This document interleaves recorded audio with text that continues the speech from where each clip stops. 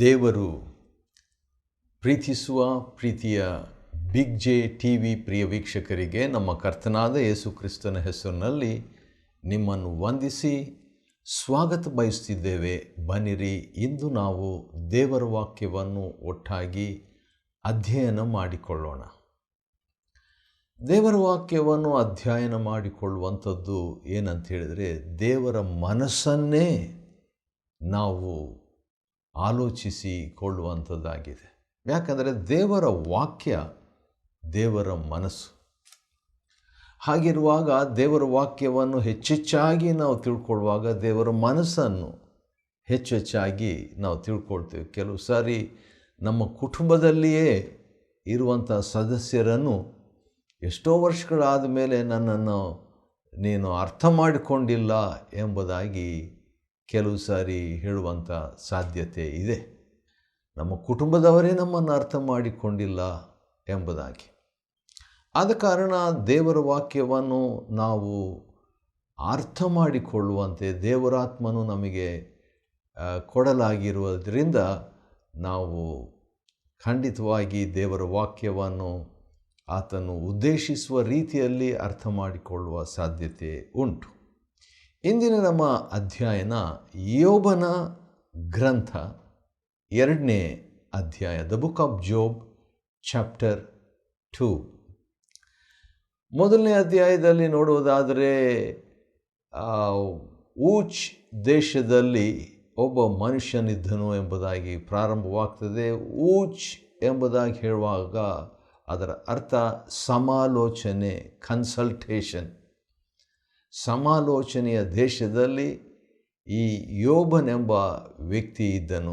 ಯೋಬ ಎಂಬುದಾಗಿ ಹೇಳುವುದಾದರೆ ಹಿಂಸೆಗೆ ಒಳಗಾದವನು ಒಂದರ್ಥ, ಮತ್ತು ತಿರುಗುವವನು ಎಂಬುದಾಗಿ ಇನ್ನೊಂದು ಅರ್ಥ, ಅಥವಾ ವೈರತ್ವಕ್ಕೆ ಗುರಿಯಾಗುವವನು ಎಂಬುದಾಗಿ, ವೈರಿಯಾಗಿರುವವನು ಎಂಬುದಾಗಿ ಕೂಡ ಇನ್ನೊಂದು ಅರ್ಥ ಬರ್ತದೆ. ಅಂಥ ಒಂದು ಹೆಸರಿರುವಂಥ ವ್ಯಕ್ತಿ ಈ ಯೋಬನು. ಈ ಯೋಬನ ವಿಷಯದಲ್ಲಿ 4 ಮಾತುಗಳಿದೆ. ಅದು ಭಾಳ ಇಷ್ಟ ನನಗೆ, ಭಾಳ ಚೆನ್ನಾಗಿದೆ. ಅದೇನಂತ ಹೇಳಿದರೆ, ಅವನು ದೇವರಲ್ಲಿ ಭಯಭಕ್ತಿ ಉಳ್ಳವನಾಗಿದ್ದನು, ಕೆಟ್ಟದ್ದನ್ನು ನಿರಾಕರಿಸುವವನಾಗಿದ್ದನು, ಅವನು ನಿರ್ದೋಷಿಯಾಗಿದ್ದನು, ಅವನು ಯಥಾರ್ಥ ಚಿತ್ತನು ಆಗಿದ್ದನು ಅಂತ ಹೇಳ್ಬಿಟ್ಟು. ಇಂಥ ಒಂದು ಸ್ವಭಾವ ಇರುವಂಥ ವ್ಯಕ್ತಿಯ ವಿಷಯದಲ್ಲಿ ದೇವರು ನಿಶ್ಚಯವಾಗಿ ಬಹಳಷ್ಟು ಸಂತೋಷ, ಮೆಚ್ಚುಗೆ ಹೊಂದಿದ ವ್ಯಕ್ತಿಯಾಗಿದ್ದನು ದೇವರು.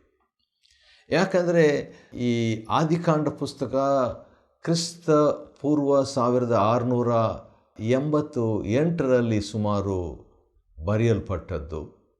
ಆದರೆ ಅದಕ್ಕಿಂತಲೂ ಸುಮಾರು 100 ಅಥವಾ 80 ವರ್ಷಗಳ ಮುಂಚೆ ಬರೆದ ಪುಸ್ತಕ ಯೋಬನ ಪುಸ್ತಕ. 1843 ಅಂದರೆ ಕ್ರಿಸ್ತಪೂರ್ವ 1843ರಿಂದ 1703 ವರ್ಷದ ಒಳಗೆ ಅದು ಬರೆಯಲ್ಪಟ್ಟಂಥ ಪುಸ್ತಕ ಎಂಬುದಾಗಿ ಡೇಕ್ಸ್ ಬೈಬಲ್ನಲ್ಲಿ ಪಂಡಿತರು ಅಭಿಪ್ರಾಯ ವ್ಯಕ್ತಪಡಿಸಿದ್ದಾರೆ. ಅವರು ಸುಮಾರು 1,00,000 ತಾಸುಗಳು ಬೈಬಲನ್ನು ಅಧ್ಯಯನ ಮಾಡಿ ಬರೆಯಲ್ಪಟ್ಟಂಥ ಆ ಒಂದು ಪವಿತ್ರ ಗ್ರಂಥದ ಒಂದು ನಿಕ್ಷೇಪದ ಮಾಹಿತಿ ಈಗ ತಾನೇ ನಾನು ಹಂಚಿಕೊಂಡೆ. ಸುಮಾರು 85 ವರ್ಷಗಳ ಆದಿಕಾಂಡ ಪುಸ್ತಕ ಬರೆದ 85 ವರ್ಷಗಳ ಮುಂಚೆಯೇ ಬರೆಯಲ್ಪಟ್ಟಂಥ ಪುಸ್ತಕ ಯೋಬನ ಗ್ರಂಥ. ಹಾಗಾದರೆ ಬೈಬಲಿನ ಪ್ರಥಮ ಪುಸ್ತಕ, ಅಂದರೆ ಪ್ರಥಮವಾಗಿ ಕ್ರಮಪಡಿಸಿ ಇಟ್ಟ ಪುಸ್ತಕ ಅಲ್ಲ, ಪ್ರಥಮವಾಗಿ ಬರೆದ ಪುಸ್ತಕ ಯೋಬನ ಪುಸ್ತಕವಾಗಿದೆ. ಹಾಗಾದರೆ ದೇವರು ತನ್ನ ಗ್ರಂಥದಲ್ಲಿ ಮೊಟ್ಟಮೊದಲನೇದಾಗಿ ಬರಿಬೇಕು ಎಂಬುದಾಗಿ ಬಯಸಿದಂಥದ್ದು ಯಾವುದಂತೇಳಿದರೆ, ಒಬ್ಬ ಭಕ್ತಿವಂತನ ವ್ಯಕ್ತಿತ್ವ, A story of godly man. ಇಲ್ಲಿ ಕೂಡ ನೋಡುವಾಗ ಅಂಥ ಒಂದು ಭಕ್ತಿವಂತನು ಅಂತ ಹೇಳಿದರೆ ಏನಂತ ನಮಗೆ ಗೊತ್ತಿಲ್ಲ ಅಂತ ಹೇಳಿದರೆ, ಭಕ್ತಿವಂತನ ಅಂತ ಹೇಳಿದರೆ ದೇವರಲ್ಲಿ ಭಯಭಕ್ತಿ ಉಳ್ಳವನು. ಭಕ್ತಿವಂತ ಎಂಬುದಾಗಿ ಹೇಳುವುದಾದರೆ ಕೆಟ್ಟದ್ದನ್ನು ನಿರಾಕರಿಸುವಂಥವನು. ಭಕ್ತಿವಂತನು ಯಾರಂತ ಹೇಳಿದರೆ ನಿರ್ದೋಷಿ ಅಂತ ಹೇಳಿದರೆ ತನ್ನ ಮನಸ್ಸಿಗೆ ದೋಷ ಇಲ್ಲ ಎಂಬುದಾಗಿ ಸಾಕ್ಷಿ ಕೊಡುವಂಥ ಒಬ್ಬ ವ್ಯಕ್ತಿ. ಜನರು ನನ್ನ ಬಗ್ಗೆ ಬಹಳಷ್ಟು ದೊಡ್ಡ ಮಾತುಗಳನ್ನು ಹೇಳ್ಬೋದು, ಆದರೆ ನನ್ನ ಮನಸ್ಸಾಕ್ಷಿ ಏನಂತ ಹೇಳ್ತದೆ ಮತ್ತು ದೇವರು ನನ್ನ ವಿಷಯದಲ್ಲಿ ಏನೆಂಬುದಾಗಿ ಹೇಳುವಾತನಾಗಿದ್ದಾನೆ. ಯಥಾರ್ಥ ಚಿತ್ತನಾಗಿರುವಂಥದ್ದು, ಭಕ್ತಿವಂತನಾಗಿರುವಂಥದ್ದು. ಆದ ಕಾರಣ ಸೈತಾನ್ ಬಂದಾಗ ಸೈತಾನ್ ಹತ್ರ ಕೂಡ ನನ್ನ ದಾಸನಾದ ಯೋಬನನ್ನು ಗಮನಿಸಿದೆಯಾ ಎಂಬುದಾಗಿ ಕೇಳುವಾಗ ದೇವರಿಗೆ ಇಡೀ ಭೂಲೋಕವನ್ನೇ ಸಂಚರಿಸಿದಂಥ ವ್ಯಕ್ತಿ ಹತ್ರ ಈಗ ಯಾರಾದರೂ ಒಬ್ಬರು ಒಂದು ದೇಶಕ್ಕೆ ಹೋಗ್ಬಿಟ್ಟು ಬಂದರೆ ಹೇಗಿತ್ತು ಆ ದೇಶದ ಕ್ಲೈಮೇಟು, ಆ ದೇಶದ ಒಂದು ಬಿಲ್ಡಿಂಗು, ಆ ದೇಶದಲ್ಲಿರುವಂಥ ಏನಾದರೂ ಪ್ರಪಂಚದ ಅತಿಶಯವಾದಂಥ ಅದ್ಭುತಗಳು, ಸಪ್ತ ಅದ್ಭುತಗಳು ಅಂತ ಹೇಳ್ತಾರಲ್ಲ, ಆ ರೀತಿಯಾಗಿ ಅದು ನೋಡಿದ್ರಾ ಎಂಬುದಾಗಿ ಕೇಳ್ತಾರೆ. ಹಾಗೆ ಇಡೀ ಪ್ರಪಂಚವನ್ನೇ ತಿರುಗಿ ಬಂದ ವ್ಯಕ್ತಿಗೆ ದೇವರೇನು ಕೇಳಬೇಕು?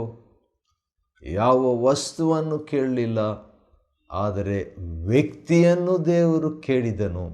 ದೇವರ ಮನಸ್ಸಿನಲ್ಲಿ ವ್ಯಕ್ತಿಗೆ ಆದ್ಯತೆ ಯಾವಾಗಲೂ ದೇವರ ಲೋಕದ ಮೇಲೆ ಎಷ್ಟೋ ಪ್ರೀತಿಯನ್ನಿಟ್ಟು, ಅಂದರೆ ಜನರ ಮೇಲೆ, ವಸ್ತು ಅಲ್ಲ, ತನ್ನ ಒಬ್ಬನೇ ಮಗನನ್ನು ಕೊಟ್ಟನೆಂಬಂಥ ವಾಕ್ಯದ ಪ್ರಕಾರವಾಗಿ ದೇವರು ವ್ಯಕ್ತಿಗಳಿಗೆ ಆದ್ಯತೆಯನ್ನು ಕೊಡ್ತಾನೆ.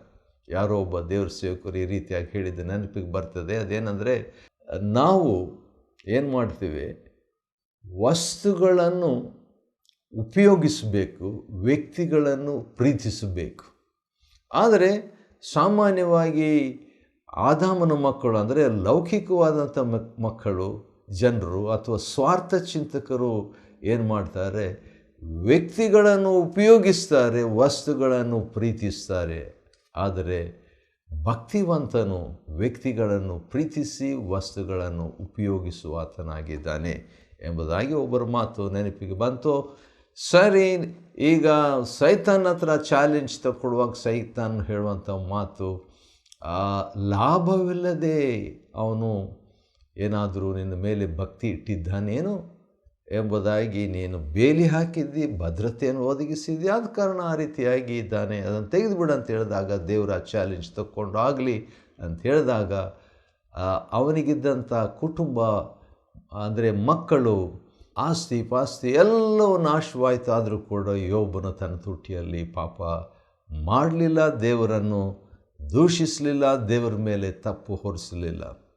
2ನೇ ಅಧ್ಯಾಯ, ದೇವದೂತರು ಇನ್ನೊಂದು ದಿವಸ ಯೆಹೋವನ ಸನ್ನಿಧಿಯಲ್ಲಿ ಕಾಣಿಸಿಕೊಳ್ಳುವುದಕ್ಕೆ ಬಂದಾಗ ಸೈತಾನನೂ ಅವರ ಸಂಗಡ ಬಂದು ದೇವರ ಸನ್ನಿಧಿಯಲ್ಲಿ ಕಾಣಿಸಿಕೊಂಡು, ಮತ್ತೆ ದೇವರು ನೀನು ಎಲ್ಲಿಂದ ಬಂದಿ ಅಂತ ಹೇಳಿದಾಗ, ಭೂಲೋಕದಲ್ಲಿ ಸಂಚರಿಸ್ತಾ ಅಲ್ಲಲ್ಲಿ ತಿರುಗಾಡ್ತಾ ಬಂದಿದ್ದೇನೆ ಅಂತ ಹೇಳಿದಾಗ, ದೇವರು ಯಥಾಪ್ರಕಾರವಾಗಿ ಸೈತಾನನಿಗೆ ನನ್ನ ದಾಸನಾದ ಯೋಬನ ಮೇಲೆ ಗಮನವಿಟ್ಟಿದ್ಯಾ ಎಂಬುದಾಗಿ ಕೇಳಿಬಿಟ್ಟು ಅವನಿಗೆ, ಅಂದರೆ ಯೋಬನಿಗೆ ಸಮಾನನು ಭೂಲೋಕದಲ್ಲಿ ಎಲ್ಲಿಯೂ ಸಿಕ್ಕುವುದಿಲ್ಲ.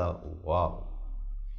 ದೇವರು ಇಂಥ ಇದು ಈ ಗಿನ್ನಿಸ್ ರಿಕಾರ್ಡ್ನಲ್ಲಿ ಮಾಡ್ತಾರಲ್ವ ದಾಖಲೆಗಳನ್ನು, ಆ ರೀತಿಯಾಗಿ ಇದು ದೇವರ ರಿಕಾರ್ಡ್ನಲ್ಲಿ, ದೇವರ ದಾಖಲೆಯಲ್ಲಿ ಅತ್ಯಂತ ವಿಶೇಷವಾದಂಥ ವ್ಯಕ್ತಿ ಯೋಬ. ಯಾಕಂತ ಹೇಳಿದರೆ ಅವನಂಥ ವ್ಯಕ್ತಿ, ಅವನಿಗೆ ಸಮಾನನಾದ ವ್ಯಕ್ತಿ ಭೂಲೋಕದಲ್ಲಿ ಎಲ್ಲಿ ಸಿಕ್ಕೋದಿಲ್ಲ. ಯಾಕೆ? ಭಾಳ ಶ್ರೀಮಂತನ? ಇಲ್ಲ, ಅದಕ್ಕಾಗಿ ಅಲ್ಲ ದೇವರು ಹೇಳಿದ್ದು. ಭಾಳ ಸುಂದರವಾದ ವ್ಯಕ್ತಿ ಸುಂದರನೋ? ಇಲ್ಲ, ಅದಕ್ಕಾಗಿ ದೇವರು ಹೇಳಲಿಲ್ಲ.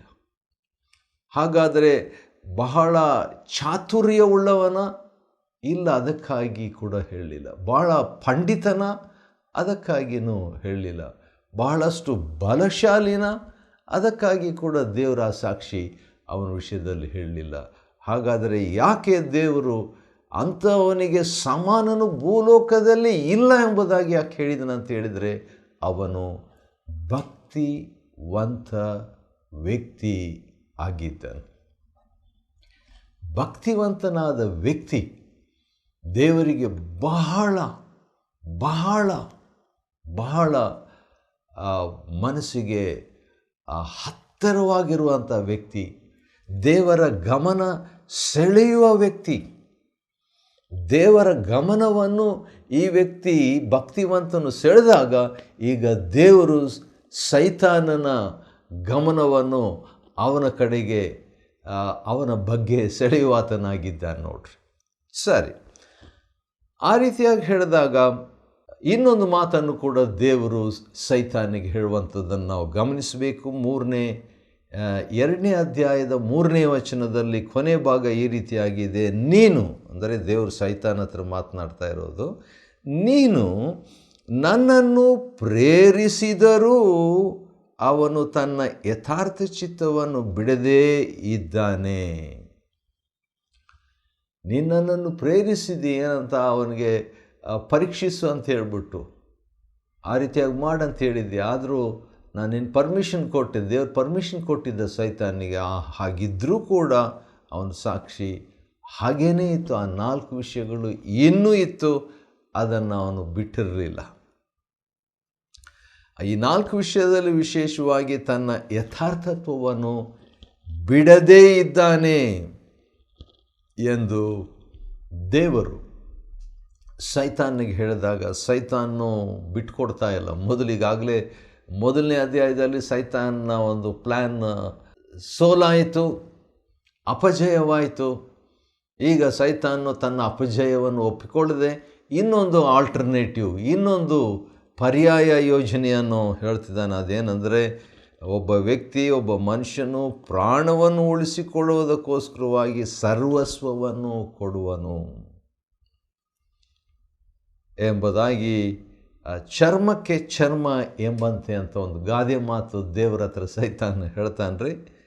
ಆ ರೀತಿಯಾಗಿ ನೀನು ನಿನ್ನ ಕೈ ಚಾಚಿ ಅವನ ಅಸ್ಥಿ ಮಾಂಸಗಳನ್ನು ಹೊಡೆ, ಅವನು ನಿನ್ನ ಮುಖದೆದುರಿಗೆ ನಿನ್ನನ್ನು ದೂಷಿಸಲೇ ದೂಷಿಸುವನು.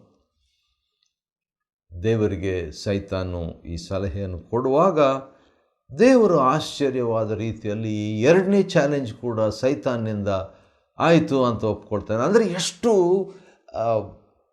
ಭರವಸೆ, ಕಾನ್ಫಿಡೆನ್ಸ್ ದೇವರಿಗೆ ಯೋಬನ ವಿಷಯದಲ್ಲಿ ಇತ್ತು ನೋಡ್ರಿ. ಸೈತಾನನೇ 2 ಸೂಪರ್ ಪವರ್ ಇವರು. ದೇವರು ಖಂಡಿತವಾಗಿ ದೊಡ್ಡ ಸೂಪರ್ ಪವರು, ಈ ಸೃಷ್ಟಿಯ ಸೂಪರ್ ಪವರು. ಸೈತಾನು ಕೂಡ ಶಕ್ತಿವಂತನೇ, ಆದರೆ ದೇವರ ಸೃಷ್ಟಿ ಅವನು. ಹಾಗಿರುವಾಗ ಸೈತಾನು ಕೂಡ ಈಗ ಯೋಬನನ್ನು ಏನು ಮಾಡಬೇಕು, ಯೋಬನ ವಿಷಯದಲ್ಲಿ, ಯೋಬನು ನಿನ್ನ ಕೈಯಲ್ಲಿದ್ದಾನೆ ನೋಡು, ಅವನ ಪ್ರಾಣವನ್ನಾದರೂ ಉಳಿಸಲೇಬೇಕು ಎಂಬುದಾಗಿ ದೇವರು ಹೇಳ್ತಾನೆ. ಆಗ ಸೈತಾನು ಯೆಹೋವನ ಸನ್ನಿಧಾನದಿಂದ ಹೊರಟು ಏನು ಮಾಡ್ತಾನೆ, ಯೋಬನ ಅಂಗಾಲು ಮೊದಲುಗೊಂಡು ನಡುನೆತ್ತಿಯವರೆಗೆ ಕೆಟ್ಟ ಕುರುಗಳನ್ನು ಹುಟ್ಟಿಸಿ ಅವನನ್ನು ಬಾಧಿಸಿದನು. ಯೋಬನಿಗೆ ಈ ರೀತಿಯಾಗಿ ಬಾಧಿಸಿದ ಮೇಲೆ ಯೋಬನು ಒಂದು ಬೋಕಿಯನ್ನು ತೆಗೆದುಕೊಂಡು ತನ್ನ ಮೈಯನ್ನು ಕೆರೆದುಕೊಳ್ತಾ ಇರುವಂಥ ವೇಳೆಯಲ್ಲಿ ಕೂತ್ಕೊಂಡಿದ್ದಾಗ ಹೆಂಡತಿ ಬರ್ತಾಳೆ. ಇದನ್ನೆಲ್ಲ ಹೆಂಡತಿ ನೋಡಿದಳು. ಯೋಬನ ಹೆಂಡತಿ ನೋಡಿದಳು, ಮಕ್ಕಳು ಸತ್ತು ಹೋದರು, ತನಗಿದ್ದಂಥ ಆಸ್ತಿ ಇದ್ದಕ್ಕಿದ್ದಂತೆ ಎಷ್ಟೋ ವರ್ಷಗಳಿಂದ ಕೂಡಿಸಿದಂಥ ದೊಡ್ಡ ಆಸ್ತಿ, 10 ಮಕ್ಕಳು, 7 ಗಂಡು ಮಕ್ಕಳು, 3 ಹೆಣ್ಣು ಮಕ್ಕಳು, ಎಲ್ಲರೂ ಹೋಗ್ಬಿಟ್ರು, ಎಲ್ಲರೂ ನಾಶವಾದರು. ಅಂಥದ್ರಲ್ಲಿ ಈಗ ಉಳಿದಂಥದ್ದು ಏನಂತ ಹೇಳಿದ್ರೆ ಅವನ ದೇಹ ಉಳಿದಿತ್ತು. ಆ ದೇಹ ಕೂಡ ಈಗ ಹುಣ್ಣಾಗಿ ಅದು ಕೆಟ್ಟ ಕುರುಗಳನ್ನು ಹೊಂದಿದ ದೇಹವಾಗಿ ಈಗ ಮೈಕೆರ್ಕೊಂಡು ಕೂತ್ಕೊಂಡು ಬೂದಿಯಲ್ಲಿ ಇರ್ತಾನೆ. ಅವನ ಗುರುತು ಹಿಡಿಲಿಕ್ಕೆ ಆಗ್ತಾ ಇಲ್ಲ. ಆದರೆ ಹೆಂಡತಿ ಗುರುತು ಹಿಡಿದು ಅವನಿಗೆ, ನಿನ್ನ ಯಥಾರ್ಥ ಚಿತ್ತವನ್ನು ಇನ್ನೂ ಬಿಡಲಿಲ್ಲವೋ, ದೇವರನ್ನು ದೂಷಿಸಿ ಸಾಯಿ ಎಂದು ಹೇಳಿದಳು. ಯೋಬನ ಹೆಂಡತಿಯ ಮಾತು ಇದು ಒಂದೇ. 42 ಅಧ್ಯಾಯಗಳಲ್ಲಿ ಆಕೆ ಮಾತಾಡಿದಂಥ ಮಾತು ಒಂದೇ ಒಂದು ವಚನ, ಅದು 2ನೇ ಅಧ್ಯಾಯ 9ನೇ ವಚನದ ಒಂದೇ ಮಾತು. ಆಶ್ಚರ್ಯ ಏನಂತ ಹೇಳಿದ್ರೆ, ಸೈತಾನು ಏನಂತ ಹೇಳ್ತಿದ್ದಾನೆ ದೇವರಿಗೆ 5ನೇ ವಚನದಲ್ಲಿ, ಯೋಬ 2:5, ಯೋಬನನ್ನು ದೂಷಿಸ್ತಾನೆ ಎಂಬುದಾಗಿ ದೇವರಿಗೆ ಹೇಳ್ತಾನೆ. ಅವನಿಗೆ ಅಸ್ಥಿ ಮಾಂಸಗಳನ್ನು ಹೊಡೆಯಾಗ ನಿನ್ನ ದೂಷಿಸ್ತಾನಂತ ಹೇಳ್ಬಿಟ್ಟು. ಇಲ್ಲಿ ಹೆಂಡತಿ ಕೂಡ ಹೇಳುವಂಥ ಮಾತು ಏನಂತ ಹೇಳಿದರೆ, ದೇವರನ್ನು ದೂಷಿಸು. ಅದೇ ಮಾತು, ರಿಫ್ಲೆಕ್ಷನ್, ಪ್ರತಿಬಿಂಬ. ಸೈತಾನ್ ಹೇಳಿದ್ದನ್ನೇ ಈಕೆ ಹೇಳ್ತಿದ್ದಾಳೆ. ಆದರೆ ಯೋಬನ ಆನ್ಸರ್ ಭಾಳ ಚೆನ್ನಾಗಿದೆ. 2ನೇ ಅಧ್ಯಾಯ 10ನೇ ವಚನದಲ್ಲಿ ಯೋಬನು ಆಕೆಗೆ, ಮೂರ್ಖಳು ಮಾತಾಡಿದಂತೆ ನೀನು ಮಾತಾಡ್ತಿ. ದೇವರ ಹಸ್ತದಿಂದ ನಾವು ಒಳ್ಳೆಯದನ್ನು ಹೊಂದುತ್ತೇವಷ್ಟೇ, ಕೆಟ್ಟದ್ದನ್ನು ಹೊಂದಬಾರ್ದೋ ಎಂದು ಹೇಳಿದನು. ಹೌದು, ಭಾಳ ಆಶ್ಚರ್ಯವಾದಂಥ ಒಂದು ಮಾತು. ದೇವರ ಕಡೆಯಿಂದ ನಾವು ಒಳ್ಳೆಯದನ್ನು ಹೊಂದುತ್ತೇವೆ. ಯಾಕೆ ದೇವರ ಕಡೆಯಿಂದ ನಾವು ಕೆಟ್ಟದ್ದನ್ನು ಎಂಬ ಪದ ಹೀಬ್ರೂ ಭಾಷೆಯಲ್ಲಿ ಕಷ್ಟವನ್ನು, ಪಾಪ ಅಲ್ಲ, ಕಷ್ಟವನ್ನು ನಾವು ಯಾಕೆ ಹೊಂದಬಾರ್ದು, ನೋವನ್ನು ಯಾಕೆ ಹೊಂದಬಾರ್ದು ಎಂಬುದಾಗಿ ಯೋಬನು ಆ ರೀತಿಯಾಗಿ ಪದವನ್ನು ಬಳಸ್ತಾನೆ. ಈ ಸಂದರ್ಭದಲ್ಲಿಯೂ ಯೋಬನು ಪಾಪದ ಮತ್ತೊಂದು ಅವನ ತುಟಿಗಳಿಂದ, ಅಂದರೆ ಈ ಪಾಪದ ಮಾತೊಂದು ಈ ಸಂದರ್ಭದಲ್ಲಿಯೂ ಇಂಥ ಒಂದು ನೋವು ದೇಹವೆಲ್ಲ ಆಗಿದೆ. ಅಂಥ ಸಂದರ್ಭದಲ್ಲಿ ಕೂಡ ಪಾಪದ ಮಾತೊಂದು ಅವನ ತುಟಿಗಳಿಂದ ಹೊರಡಲಿಲ್ಲ. ಭಾಳ ಆಶ್ಚರ್ಯ. ಆ ರೀತಿಯಾಗಿ ಆದಂಥ ಸಂದರ್ಭದಲ್ಲಿ ತೇಮಾನ್ಯನಾದ ಎಲಿಫಜನು, ಸುಹೆಯನಾದ ಬಿಲ್ದದನು ಮತ್ತು ಚೋಪರನು, ಇವರು 3 ಸ್ನೇಹಿತರು ಯೋಬನಿಗೆ ಇಂಥ ಒಂದು ಆಪತ್ತು ನಡೆದಿದೆಯಲ್ಲ ಅಂತ ಹೇಳಿಬಿಟ್ಟು ಬರ್ತಾರೆ. 2ನೇ ಅಧ್ಯಾಯ 11ನೇ ವಚನ.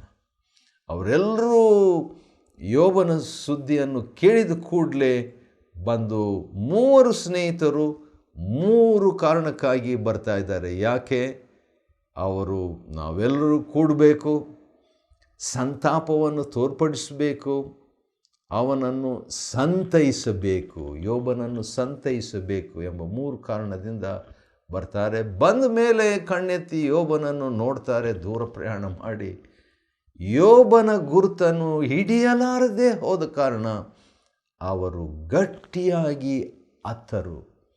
ಅತ್ತುಬಿಟ್ಟು, ಆಶ್ಚರ್ಯ ಏನಂತ ಹೇಳಿದರೆ, ತಮ್ಮ ಮಣ್ಣನ್ನು ಮೇಲಕ್ಕೆ ತೂರ್ಕೊಂಡು 7 ದಿನಗಳವರೆಗೆ ಹಗಲಿರುಳು ನೆಲದ ಮೇಲೆ ಅವನೊಂದಿಗೆ ಕುಳಿತು ಮಾತಾಡದೇ ಇದ್ದರು. ಮುಂದೆ ಏನಾಯಿತು ನಾವು ನೋಡಿಕೊಳ್ಳಲಿಕ್ಕಿದ್ದೇವೆ. ಯೋಬನ ಗ್ರಂಥ 2ನೇ ಅಧ್ಯಾಯವನ್ನು ಅಧ್ಯಯನ ಮಾಡಿಕೊಳ್ಳುವಂತೆ ದೇವರು ಕೊಟ್ಟ ಕೃಪೆಗಾಗಿ ಆತನಿಗೆ ಸ್ತೋತ್ರವಾಗಲಿ. ದೇವರು ನಿಮ್ಮನ್ನು ಆಶೀರ್ವದಿಸಲಿ.